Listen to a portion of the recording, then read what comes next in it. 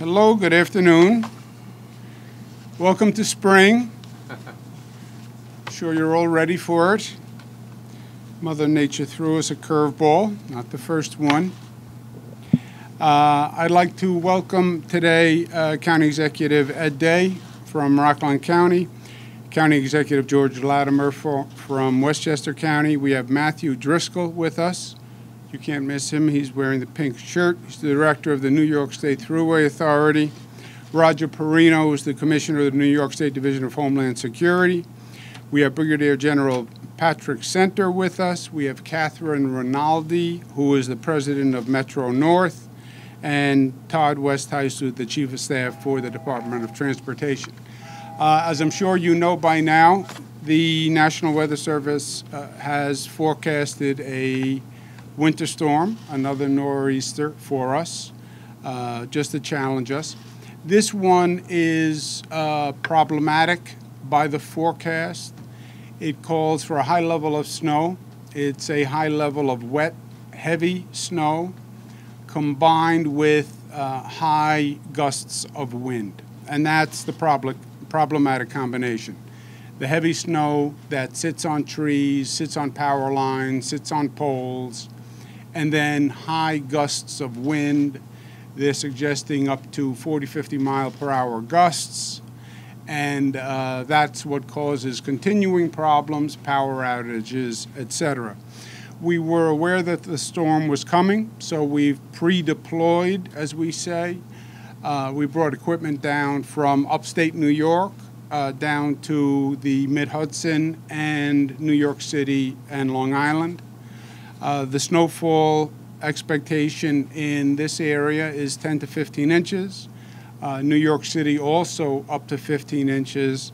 Long Island 10 to 14. It gets lighter as you go towards Suffolk County, the eastern part of Suffolk County, where the storm dissipates. Again, with the high wind gusts, it is a problematic combination. We also have our rapid response teams in place, which will respond to the Long Island Railroad, to Metro North, and we also have the utility companies who have brought in additional personnel and additional equipment. As you know, in the past nor'easter, we had significant power outages, and those power outages remained for an inordinate period of time, as far as I'm concerned. You had some people, some places that went without power for 10 days. That is just not acceptable. The utility companies are regulated by a state agency called the Public Service Commission, which has an independent board. I called on the Public Service Commission to do an investigation of the utilities' response. I don't believe it was satisfactory. I understand the problem very well. I've been out in many storms. I know what they're dealing with. I get it. Heavy snow, trees come down, branches come down, and power lines come down. But welcome to what they call the new normal. We have 100-year floods now every 2 years. We have once in 30-year storms twice a year. The utility companies have to adjust for that reality. It's not a question of personnel and equipment. There's something called mutual aid. I get on the phone and I call the surrounding states and the other governors, and I ask them to send in their utility crews and their personnel. When they have a similar situation, we do the same thing. We send our crews to other states. Dramatic situations, Hurricane Sandy. I spoke to the president who brought in utility crews from California to help. So we get the personnel and we get the equipment into the state. The utilities are actually overwhelmed by the number of personnel and the amount of equipment, and have not been able to adequately and effectively deploy the personnel and the equipment. So you can have a utility company that normally deploys 100 crews. In an emergency situation, they have 500 crews. And their management system becomes overwhelmed in the deployment of crews. I've talked to crews that have driven overnight to come in from another state, and they're left sitting on the side of the road waiting for deployment. That is just not acceptable. And the PSC is in the middle of the investigation. I don't want to prejudge the investigation. Depending on the findings of the investigation, PSC is authorized to penalize the companies with a financial penalty. But look, I want the utility companies to understand the franchise is not a God-given right. You can read the Bible, Old Testament, New Testament. It doesn't say anywhere that a utility company has a franchise for life. And if a utility company does not perform, the utility company should lose their license, period. There are other utility companies. This is a very competitive business, and we can find other utility companies. And we have changed utility companies. We recently changed the utility company on Long Island. So we can do it. I understand the problem on a post-storm recovery. I also understand New Yorkers pay a bill for power. When they pay the bill for power, that's for power when it's sunny and power when it snows. New Yorkers are tolerant, but there's a limit to tolerance. And 10 days, you're past the tolerance level. The utility company should be at a point where they can get power on from one of these storms in just a matter of a few days. The past nor'easters have not been highly traumatic episodes. You know, we've had far worse than this. We're not talking about hurricane force winds. So I am very dissatisfied with what the utilities did. Again, they're regulated by the PSC. The PSC is independent. They're in the middle of a review. I don't mean to prejudge their review, but as a Westchester resident, I can tell you it stinks. Stinks is not a technical term. I'm sure the PSC has a better word, but that's my word for it. We are instituting a tractor-trailer ban on I-84 from the Pennsylvania line to the Connecticut line, a trailer ban on 684 from I-84 to the Hudson River Parkway, from the thruway, on the thruway from I-84 down to the New York City line, on 287 from exit 1 to 12 from I-95 on I-95 New York City line to the Connecticut line. I would encourage drivers, if you do not have to be on the road, do not be on the road. This storm was deceiving. If you looked out your window this morning, it looked like it wasn't going to be so bad. It's going to get worse throughout the day. It is getting worse now. I've been in New York City. I've been in Long Island. I've been in Westchester. I'm here now. I can tell you the roads are bad.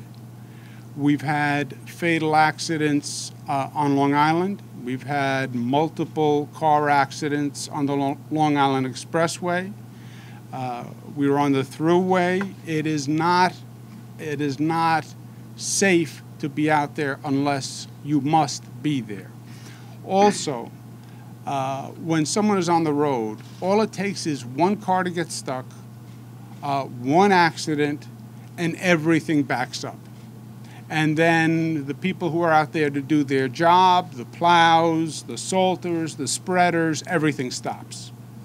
And when you have the snow that's coming down as fast as this snow is coming down, you block up a road and those plows get stuck, now we have a real problem. And it becomes a cascading effect. So if you don't have to be on the road, don't be on the road. Also, the MTA, Metro North, Long Island Railroad, they're doing their best to keep up with normal traffic. They could very well adjust their schedules later in the day. So keep that in mind also. If you think you're going to have a regular commute today, chances are you're not. So please keep that in mind. I've done a declaration of emergency for Putnam, Westchester, Rockland, New York City, all 5 boroughs, Nassau, and Suffolk. On the pre-deployment, we have 300 National Guard who have been pre-deployed throughout the region. We have hundreds of pieces of equipment that have been sent down, large plows, spreaders, medium-sized plows. We have emergency equipment pre-deployed, generators, water, meals, etc. And we have 5,500 utility workers who are currently deployed. That number will go up to 6,100 by this evening. So that's a significant number of personnel and pieces of equipment where you hope for the best, you plan for the worst. The worst is the heavy snow, the gusts of wind. We have power outages again. As of this point, we don't have any significant power outages anywhere in the region. So, so far, so good. But we're planning for the worst. If you have an emergency situation, we have a hotline, 866-697-2434. That's if you get stuck in your home, if you have a medical emergency, if you wind up without heat, if you need shelter, that's the number to call. I want to thank all the first responders and the personnel who are out there, the state police, the local police, who are doing an incredible job. I want to thank the plow operators. I think I'm a pretty good driver, and I was in a plow a couple of weeks ago. God bless those plow operators. There is a lot going on. There's a lot to see. It is a grueling job with a high level of skill. So kudos to them, and anything we can do to make their life easier, we should. I also want to thank County Executive Ed Day and County Executive George Latimer. One of the reasons this works as well as it has is because we work as one, and the coordination is extraordinary. The snow doesn't come down just in Westchester or just in Rockland. You know, it doesn't get to the Rockland border and say, well, I'm going to stop here. And when you have county government working with the state government, working with all the police units as one, that really makes a difference. And we're blessed to have great individual leadership in Ed Day and George Latimer. And when we then all work together with the state, it's even better. And that's what we have been doing. We planned for this over the past few days. We're executing it today. But we need the cooperation of people. Stay home. The airports are basically closed. The schools are closed. The roads are really dangerous. So unless it's an emergency, please stay home and let the professionals do what they have to do so we can get up and get back to work. With that, let me turn it over to County Executive Ed Day, and then we'll hear from County Executive George Latimer. Thank you. Thank you, Governor. Welcome to springtime in the Lower Hudson Valley.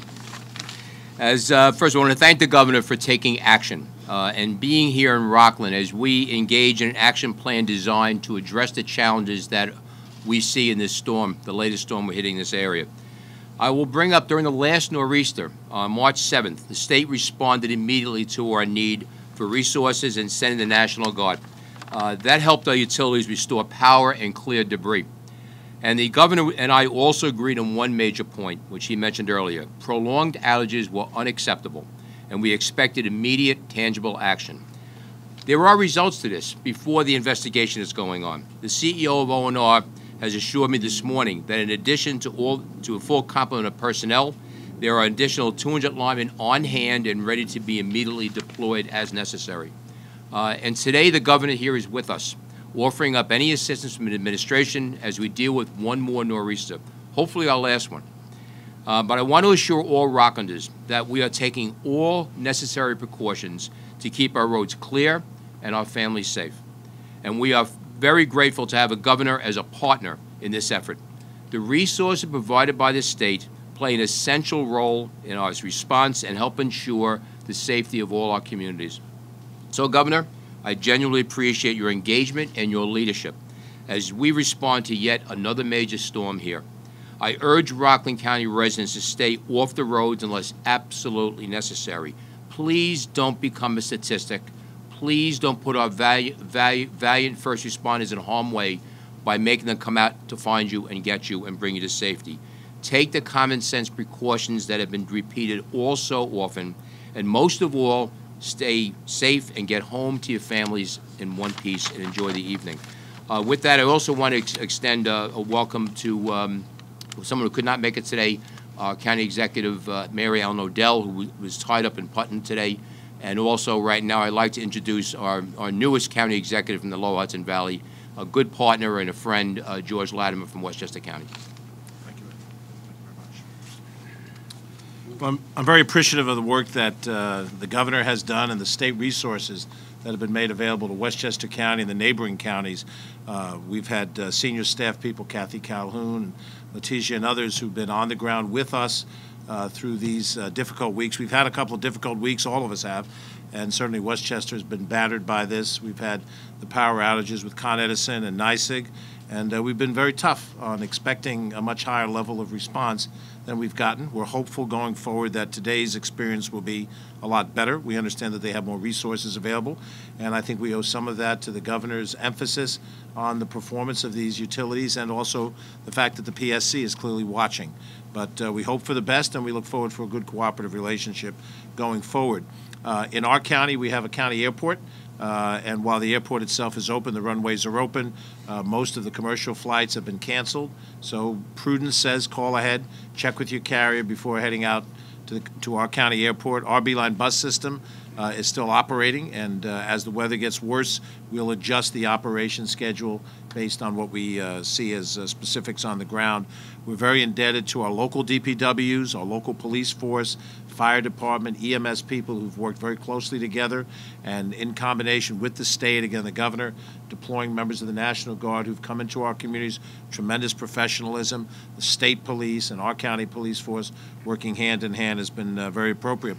I hope that since this is my first 3 months in office, that by the time we celebrate the first day of summer, we have no reason to be here talking about snow.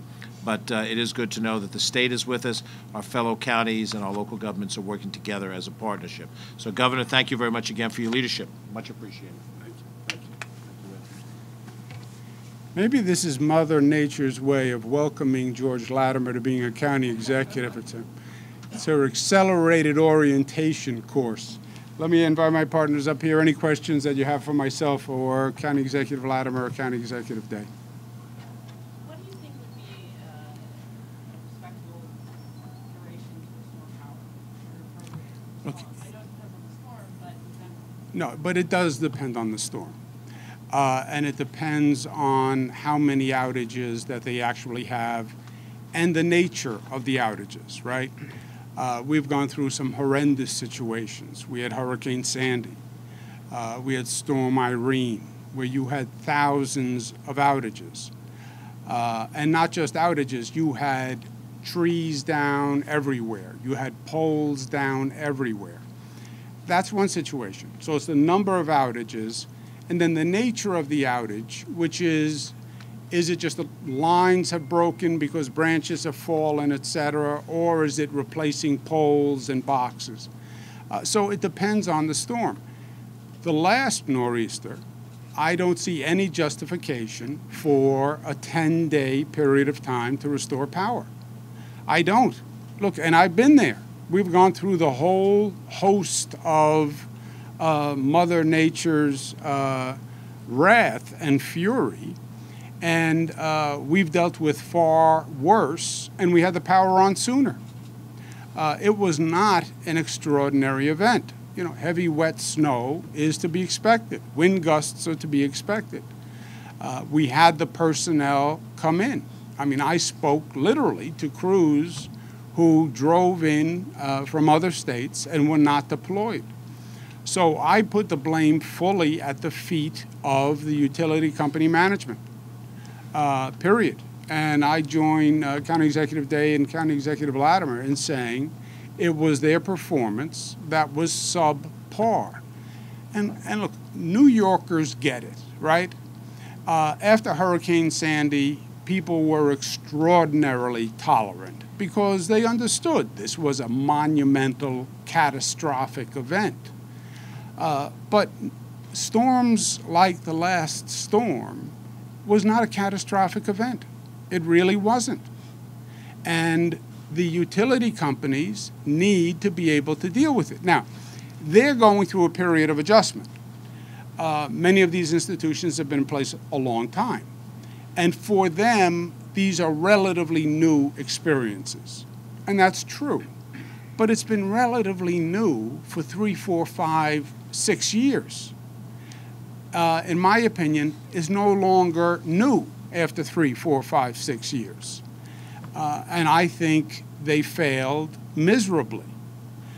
Now, again, I asked for an independent review, and I don't want to prejudge an independent review. But my opinion, in my experience, from going through 20 storms and seeing the response, I think they failed, and I think they failed miserably. And it's not just the PSC and financial penalties. They can be replaced. They can be replaced. You know, most of these companies have been in place since the people in this room were born. That can lead one to believe that it is a God-given right that you are the utility company. It is not. It is a state-given right. And there are other utility companies. And if these utility companies can't respond effectively, then we'll get another utility company. I have no problem with that. There are utility companies all across the country. It's not traumatic. We did it on Long Island. The world didn't stop spinning. It was fine. And in these situations, one of the keys for a utility company is how well you respond post-storm in the restoration of power. I think that's one of the key factors. Everybody can keep the power on when it's sunny and 60 degrees. The key is how you respond after a storm. That, to me, is the new determining factor for a utility's performance, and I think they failed miserably. Is there one particular utility company that you find acting negligent? I already said more than I should in that failed miserably is going to come back to haunt me, I guarantee you. But I don't want to pick any one utility company, but I can tell you the overall response, which dealt with several companies, was all subpar. What lessons did governor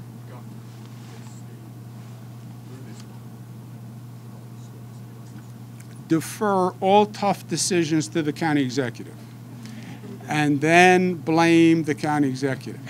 A couple of lessons. One, I'm not kidding, George. That's it. He's deadly serious, George. I was in the state legislature. Number one, pre-deployment.